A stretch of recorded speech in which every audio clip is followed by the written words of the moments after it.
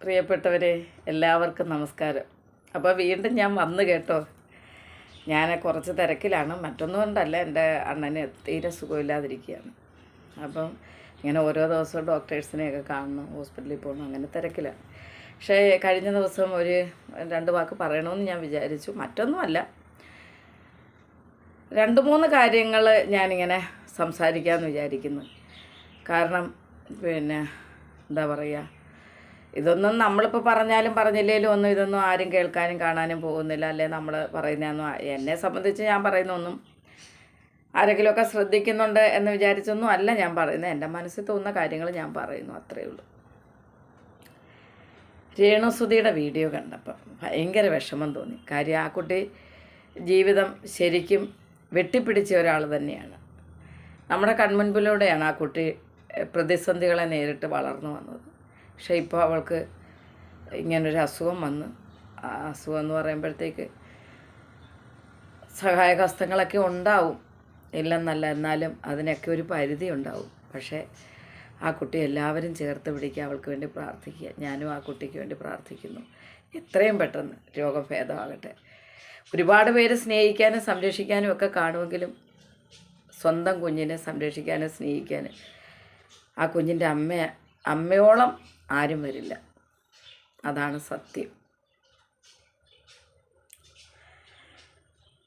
അപ്പോൾ അതൊരു വിഷയം. പിന്നെ രണ്ടാമത്, നമ്മുടെ സലിംകുമാർ ചേട്ടന് ഒരു സ്മാരകം പണിയാൻ പോകുന്നു എന്ന് പറഞ്ഞ് മുഖ്യമന്ത്രിയല്ലേ.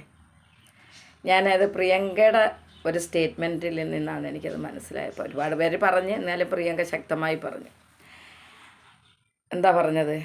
നല്ല കാര്യമാണ്, പക്ഷെ അതിനേക്കാൾ നല്ലത് ആ പൈസ പാവങ്ങൾക്ക് വേണ്ടിയിട്ട് ഇങ്ങനൊരു എന്തെങ്കിലും സഹായം ചെയ്യുന്നതല്ലേന്ന്. അത് കേട്ടപ്പോഴാണ് എനിക്കും എന്തെങ്കിലും അതിനെക്കുറിച്ച് 2 വാക്ക് പറയണമെന്ന് തോന്നിയത്. സലിംകുമാർ ചേട്ടന് സ്മാരകം പണിയുന്നത് ഏറ്റവും നല്ലത് തന്നെ. പക്ഷേ അപ്പോൾ അതിനേക്കാൾ മുമ്പേ ഒരു സ്മാരകം ഉയരേണ്ടുന്നത് ശ്രീനിവാസൻ ചേട്ടനാണെന്ന് ഞാൻ ആഗ്രഹിക്കുന്നു. മറ്റുള്ളവരൊക്കെ മൈൻഡ് എന്താണെന്നറിയില്ല. ഒരുപാട് പേരുണ്ട്, ഒരുപാട് പേര്. എല്ലാവരെയും ഒന്നും നമുക്ക് പേരെടുത്ത് പറയാനും എടുക്കാനും ഒന്നും പറ്റില്ല. എന്നാലും പെട്ടെന്ന് നടന്ന ഒരു സംഭവം എന്നുള്ള നിലയിൽ ശ്രീനിവാസൻ ചേട്ടനെ ഓർക്കുന്നു. അദ്ദേഹത്തിന് കിട്ടാത്തത് മറ്റൊരാൾക്ക് കിട്ടുന്നതിൽ ദുഃഖമൊന്നുമില്ല. പക്ഷേ എങ്കിലും മറ്റൊരാൾക്ക് അത് നടക്കുമ്പോൾ ആ ദുഃഖം ഒരു ദുഃഖം തന്നെയാണ്, അല്ലേ? നമ്മുടെ സാധാരണക്കാരുടെ വാക്കുകൾക്കൊന്നും വലിയ വിലയൊന്നുമില്ല, പ്രത്യേകിച്ച് നമ്മളെ ആർക്കും അറിയില്ല. നമ്മളെ കാണുന്നവരും കേൾക്കുന്നവരും ഒക്കെ വളരെ കുറച്ച് പേരേ ഉള്ളൂ. പക്ഷെ ഞാൻ ബോംബെയിൽ പോയപ്പോഴത്തേക്ക്, ഞാൻ ബോംബെ പോയി, അത് ബോംബെ കാണാനോ അങ്ങനെ ഒന്നും അല്ല പോയതല്ല, എൻ്റെ മകൾ അവിടെ ഉണ്ട്. അങ്ങനെ പോയപ്പോൾ അങ്ങനെ പോയതാണ്. ഒരു ദിവസത്തെ 1 ഡേ ട്രിപ്പ് എന്നും പറഞ്ഞ് അവൾ ഞങ്ങളെ വിട്ടായിരുന്നു. ആ പോയ കൂട്ടത്തിലാണ് അവിടെ Indian film makers art gallery എന്നോ അങ്ങനെ എങ്ങാണ്ടാണെന്ന് തോന്നുന്നു, ഒരു മ്യൂസിയം കാണാനിടയായി. എന്താ പറയുക, അത്ര മനോഹരമായി ചെയ്തു വെച്ചിരിക്കുന്നു അവരത്, മ്യൂസിയം. അതിനകത്ത് പഴയ കാലം തൊട്ടുള്ള ആ സിനിമാക്കാരുടെ ചരിത്രം തന്നെ അവിടെ ഉണ്ടെന്നുള്ളത്. പക്ഷേ എനിക്ക് അന്ന് ആ കാഴ്ച എനിക്ക് ശരിക്കും മനസ്സിന് കുളിർമയൊന്നും വൈകിയില്ല. കാര്യം അണ്ണന് തീരെ വയ്യാത്ത ഒരവസ്ഥയായിരുന്നു. ആ കൂട്ടത്തിൽ ഞങ്ങളൊരു എന്താ പറയുക, മനസ്സിനൊരു സന്തോഷവും സുഖമൊക്കെ കിട്ടുന്ന ഒരു ചേഞ്ച് ആകട്ടെ എന്ന് കരുതി അങ്ങനെ പോയത്. പക്ഷേ അവിടെ നിന്ന് ഇറങ്ങിയപ്പോൾ എനിക്കൊരു കാര്യം ഞാൻ ചിന്തിച്ചു. ഇനി എൻ്റെ ശ്രദ്ധക്കുറവാണോ അതോ തിരിച്ചറിവില്ലാത്തതുകൊണ്ടായിരിക്കും, എല്ലാം ഹിന്ദിയിലും ഇംഗ്ലീഷും ഒക്കെ എല്ലാം എഴുതി വെച്ചേക്കുന്നത്, അതുകൊണ്ടാണോ എന്നറിയില്ല. അവിടെ ഇങ്ങനെ എന്താ പറയുക, എൻ്റെ മനസ്സിൽ തോന്നിയ കാര്യമാണ് കേട്ടോ. മലയാള നടന്മാരെ കണ്ടതായിട്ട് എനിക്ക് ഓർമ്മയില്ല. അപ്പം ഞാൻ ഇറങ്ങിയപ്പോൾ മനസ്സുകൊണ്ട് ഓർത്ത്, ഈ ഗിന്നസ് ബുക്കിൽ ഇടം നേടിയതാണ് നമ്മുടെ നിത്യഹരിത നായകൻ പ്രേം നസീർ സാറും ഷീലാമ്മയൊക്കെ. ഷീലാമ്മയ്ക്ക് കുഴപ്പമൊന്നുമില്ല, ആരോഗ്യത്തോടെ ഇരിക്കുന്നത് നന്നായിരിക്കട്ടെ. പക്ഷേ അവരെ പോലും അവിടെ കണ്ടില്ല. പ്രേം നസീർ സാറിനെ അവിടെ കണ്ടതായിട്ട് എനിക്ക് ഓർക്കുന്നില്ല. ഞാൻ മനസ്സുകൊണ്ട് ഓർത്ത്, എന്നാൽ പിന്നെ നമുക്ക് എന്താ കേരളത്തിൽ ഇങ്ങനെയൊന്നും ചെയ്താലെന്ന്. ശാരദാമ്മയുടെ ആദ്യത്തെ ഉർവശി അവാർഡ് കേരളത്തിൽ നിന്നാണെന്ന് തോന്നുന്നു. അതാണ്, ആ കേരളത്തിൽ നിന്നാണെന്നാണ് എൻ്റെ ഒരു ചെറിയ ഓർമ്മ. തെറ്റാണെങ്കിൽ തിരുത്തണം കേട്ടോ. അപ്പോൾ ഇതൊക്കെ വെച്ച് നോക്കുമ്പം പിന്നെ അമ്മക്കെന്ത് കുറച്ച് സ്ഥലം കണ്ടെത്തി ഒരു കേരളത്തിൻ്റെ അല്ലെ സൗത്ത് ഇന്ത്യൻ ആർട്ട് ഗാലറി എന്നും പറഞ്ഞ് ഒരു സംഭവം ചെയ്താൽ എത്ര മനോഹരമായിരിക്കും അല്ലേ. പകരം വെക്കാനില്ലാത്ത അമ്മ എന്ന് പറഞ്ഞതാണ് നമ്മുടെ കവിയൂർ പൊന്നമ്മ ചേച്ചി. പിന്നെ പത്മശ്രീയും കണ്ട് മേടിച്ചെന്ന് തോന്നുന്നു സുകുമാരി അമ്മ അല്ലേ, സുകുമാരി അമ്മ. പിന്നെ നമ്മുടെ ലോഹിതദാസ്, ആരൊക്കെയാ പേരെടുത്തൊന്നും പറയാനൊന്നും എനിക്ക് എല്ലാവരെയും ഒന്നും ഓർക്കുന്നില്ല. എത്രയോ പ്രഗത്ഭരായ ആളുകൾ എഴുത്തിൽ, അഭിനയത്തിൽ, മറ്റ് മേഖലകളിൽ ഇവരുടെയൊക്കെ ഒരു ഉൾപ്പെടുത്തിക്കൊണ്ട് മുന്നോട്ട് സഞ്ചരിക്കാൻ പറ്റുന്ന രീതിയിൽ കുറച്ച് സ്ഥലം കണ്ടെത്തി ഒരു ആർട്ട് ഗാലറി ചെയ്താൽ സൂപ്പറായിരിക്കും അല്ലേ. എങ്ങനെയുണ്ട്? അല്ല, ആഗ്രഹിക്കുന്നത് കൊണ്ട് തെറ്റൊന്നുമില്ലല്ലോ, നമുക്കും ആഗ്രഹിക്കാം. അതവിടെ ആയിക്കട്ടെ. ഇനി എൻ്റെ മൂന്നാമത്തെ വിഷയം എന്ന് പറയുന്നത് മുല്ലപ്പെരിയാർ തന്നെയാണ്. മുല്ലപ്പെരിയാർ അണക്കെട്ടിൻ്റെ കാര്യത്തിൽ ഒരുപാട് കാര്യങ്ങൾ, ഒരുപാട് ആൾക്കാർ, അറിവുള്ളവർ, അതിനെപ്പറ്റി പഠിച്ചവർ ഒക്കെ ഇങ്ങനെ സംസാരിച്ചുകൊണ്ടേയിരിക്കുന്നു. നമ്മൾ സംസാരിക്കുന്ന എപ്പോഴാണ് ഒരു ദുരന്ത മുഖത്ത് നമ്മൾ എത്തുമ്പോഴാണ് അതിനെപ്പറ്റി ചർച്ച ചെയ്യുന്നത്. സംഭവിച്ചു കഴിഞ്ഞിട്ട് ദുരിതാശ്വാസ ഫണ്ടുകൾ ഇങ്ങനെ വരും, ദുരിതാശ്വാസ നിധി വരും. ഇതെല്ലാം ആർക്കാ വരുന്നത്? ദുരിതമില്ലാത്ത നേതാക്കന്മാരുടെ കയ്യിലേക്ക് വരുന്നത്. ദുരിതം അനുഭവിക്കുന്നവരുടെ കയ്യിലേക്ക് എത്തുന്നുണ്ട് വളരെ കുറച്ചൊക്കെ.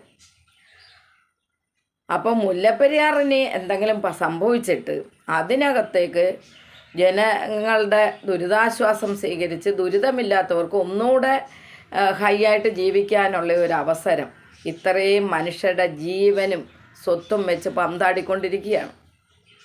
അതാടട്ടെ. കേരളത്തിൻ്റെ വിധി നിർണ്ണയിക്കുന്നത് ഈശ്വരനാണെന്നാണ് എനിക്ക് തോന്നുന്നത്. കാര്യം എല്ലാത്തിനും ഒരു അവസാനവും ഒരു തുടക്കവും ഒക്കെ ഉണ്ടല്ലോ. പിന്നെ വിജയ് എന്ത് വേണമെങ്കിലും ചെയ്യട്ടെ, സിനിമ സ്റ്റൈലൊക്കെ ചെയ്യുന്ന ഒത്തിരി നല്ല കാര്യം, എനിക്ക് ഒരുപാട് ഇഷ്ടപ്പെട്ടു. പക്ഷേ ഒരു സംസ്ഥാനത്തിൻ്റെ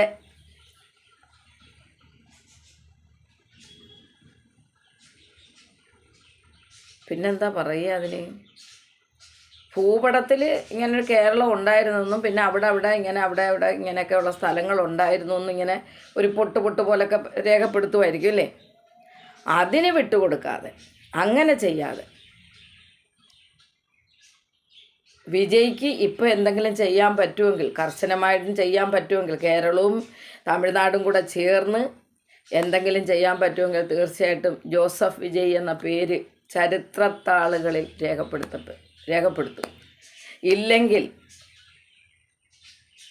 വിജയും ചിരഞ്ജീവിയൊന്നുമല്ല, ഒരു കാലഘട്ടം കഴിയുമ്പം വിജയ് മാറും. ഇതിനേക്കാൾ പ്രഗത്ഭയായിരുന്നു ജയലളിത അല്ലേ. അവരുടെ അവസാന നിമിഷമൊക്കെ നമ്മൾ പത്രത്തിലൂടെയൊക്കെ കാണുകയും കേൾക്കുകയൊക്കെ ചെയ്തതാണ്. എന്തായിരുന്നു അവസ്ഥ? ഒരു ശാപം ഏറ്റുവാങ്ങി, ഒരു ജനതയുടെ ശാപം ഏറ്റുവാങ്ങിക്കൊണ്ട് വിട വാങ്ങണോ അതോ അവരെ കൂടെ ചേർത്ത് പിടിച്ചുകൊണ്ട് ചരിത്രത്താളുകളിൽ ഇടം നേടണമെന്ന് തീരുമാനിക്കേണ്ടത് മുഖ്യമന്ത്രി വിജയിയാണ്. എന്തായാലും ഞങ്ങൾ പ്രാർത്ഥിച്ചുകൊണ്ടേയിരിക്കും. ദൈവത്തിൻ്റെ സ്വന്തം നാട്ടിലെ മക്കളായ ഞാൻ നേരത്തെ ഒരു വീഡിയോ ചെയ്തിരുന്നു. എനിക്കെന്ത് സംഭവിച്ചാലും എനിക്ക് ഒരു ദുഃഖമില്ലെന്ന് പറഞ്ഞിട്ടുണ്ട്. എൻ്റെ മക്കളും സത്യത്തിൽ തൽക്കാലം എന്നാലും ഉണ്ട്, എൻ്റെ ആൾക്കാരും ഉണ്ട്. എന്നാലും എല്ലാവരും നമ്മുടെ ആളുകളാണല്ലോ അല്ലേ. നമ്മുടെ മക്കളും കൊച്ചുമക്കളും അല്ലാതെ മറ്റുള്ളവരും നമ്മുടെ മക്കളാണ് അല്ലേ, നമ്മളെ സ്നേഹിക്കുന്നവരാണെന്ന് ബോധ്യപ്പെടുന്നിടത്താണ് എല്ലാ വിജയങ്ങളും ഉണ്ടാകുന്നത്. അപ്പം തീർച്ചയായിട്ടും ഞങ്ങൾക്കിങ്ങനെ പറയാനേ പറ്റൂ. തലച്ചോറുള്ള ശ്രീധരൻ സാറൊക്കെ ഇവിടെ ഉണ്ട്. അദ്ദേഹത്തിന് ഇച്ചിരി പ്രായമായതിനു ശേഷം അദ്ദേഹത്തിൻ്റെ ബുദ്ധിക്കൊന്നും ഈ നിമിഷത്തിലും കുഴപ്പം സംഭവിച്ചിട്ടില്ല. ആലോചനകളൊക്കെ നടത്തി എല്ലാവരും കൂടെ ചേർന്ന് ഒരു നല്ല തീരുമാനം എടുത്താൽ അത് വളരെ നല്ലതായിരിക്കും. ഒരു എന്താ പറയുക, ഒന്നും അറിയാൻ വയ്യാത്ത ഒരു സാധാരണക്കാരിയായ ഞാൻ ഇത്രയും സംസാരിച്ചു, അത്രയേ ഉള്ളൂ. ഇത് കേൾക്കുന്ന ആർക്കെങ്കിലും തിരുത്തണമെന്നുണ്ടെങ്കിൽ തിരുത്താം കേട്ടോ. എനിക്ക് പരാതിയൊന്നുമില്ല. അത് ഇച്ചിരി മാന്യമായ ഭാഷയിൽ തിരുത്തണമെന്ന് മാത്രം, അത്രയേ ഉള്ളൂ. അല്ലാതെ നിങ്ങൾ പറയുന്ന കേൾക്കുമ്പോൾ ഉണ്ടാകുന്നൊരു ഒരു ടെൻഷനുണ്ടല്ലോ, ഒരു ഡിപ്രഷനല്ല, ഒരു മനസ്സിനൊരു പ്രയാസം, അത് ഉൾക്കൊള്ളാൻ ഇത്തിരി പ്രയാസം, അത്രയേ ഉള്ളൂ. ഇതൊന്നും സംസാരിച്ചില്ലെങ്കിലും എനിക്കിങ്ങ് ജീവിച്ച് ജീവിതം അങ്ങ് പോകും. എന്നാലും അതല്ല, നമ്മൾക്കിപ്പോൾ ഇതിനൊരു പ്ലാറ്റ്ഫോം ഉണ്ടല്ലോ, ഇപ്പോൾ സോഷ്യൽ മീഡിയ എന്ന് പറയുന്നൊരു പ്ലാറ്റ്ഫോം ഉള്ളത് കൊണ്ട് പറഞ്ഞു, അത്രയേ ഉള്ളൂ. ഇപ്പം നല്ലത് വരട്ടെ, നല്ലതിന് വേണ്ടി പ്രാർത്ഥിക്കാം. എല്ലാവർക്കും നന്ദി, നമസ്കാരം. പിന്നെ എൻ്റെ ഈ ചാനൽ കാണുന്ന ആരെങ്കിലും ഉണ്ടെങ്കിൽ ഒന്ന് സബ്സ്ക്രൈബ് ചെയ്യുകയോ ലൈക്ക് ചെയ്യുകയോ എന്നെ പ്രോത്സാഹിപ്പിക്കുകയോ ചെയ്താൽ വലിയ ഉപകാരമായിരിക്കും. അപ്പോൾ ഇനിയും കാണാം നമുക്ക് മറ്റെന്തെങ്കിലും ഒരു വിഷയമായിട്ട്. ഓക്കെ.